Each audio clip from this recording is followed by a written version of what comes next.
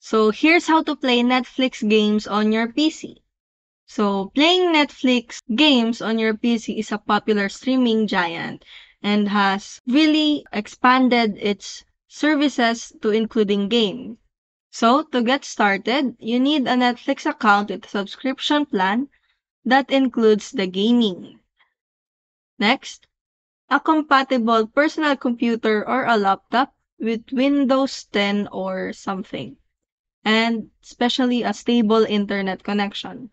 And once you all have those necessary equipments or requirements, you must follow these steps. So first, you have to install the Netflix application.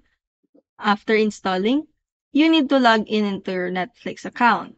Next, access Netflix games by clicking on the Game tab on the top navigation bar. And what games are available? Netflix has a wide range of games available, including interactive movies and shows, puzzle games, adventure games, card games, and many more. So that's how you get Netflix games on your PC.